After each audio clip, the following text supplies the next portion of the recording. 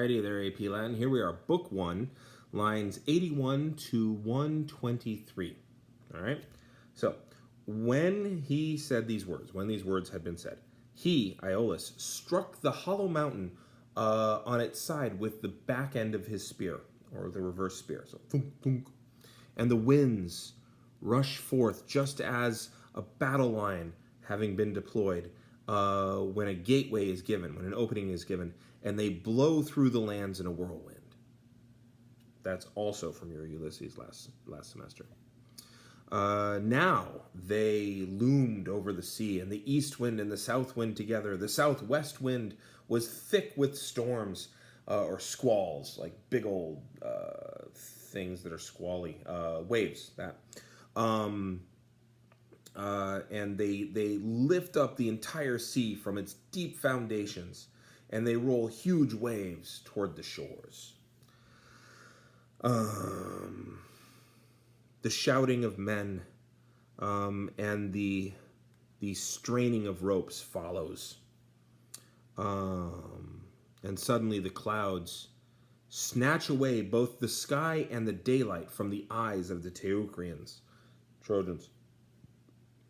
Black night looms over the sea, and the masts thundered, and the upper air flashes with frequent fires, in other words, a lot of lightning.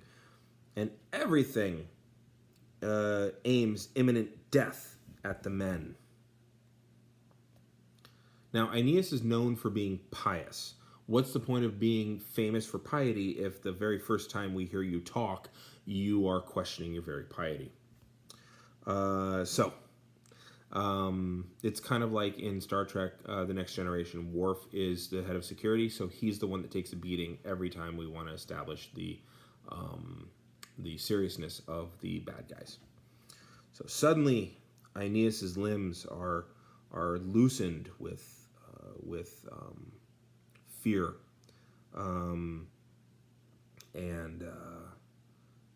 with cold, and he groans, and outstretching to the stars his two hands. I have to hold the other page.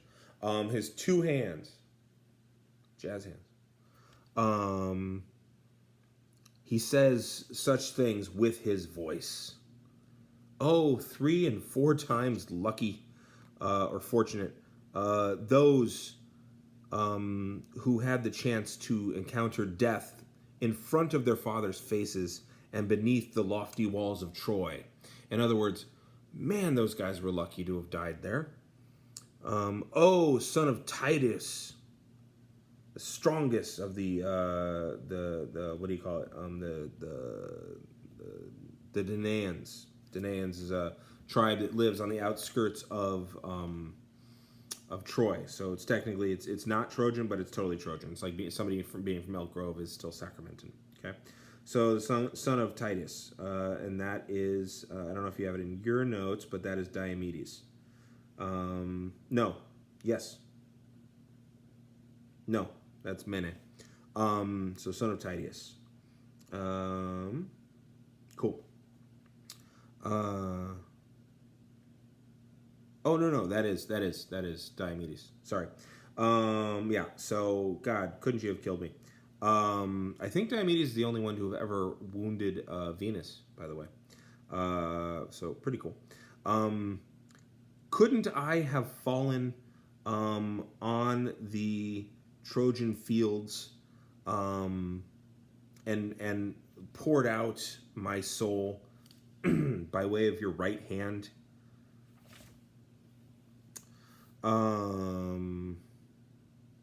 Where fierce Hector lies because of the spear of the grandson of Aeacus, that's Achilles.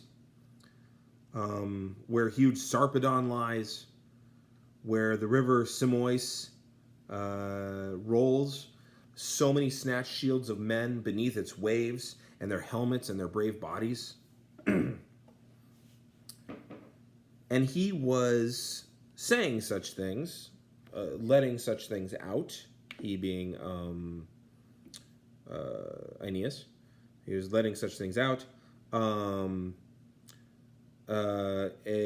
as he was, letting such things out, A roaring gust from the north wind strikes his sail head on, which that tells you that they were pointed north at this particular time. Now, you don't want your sails to get hit head on because that's bad for them.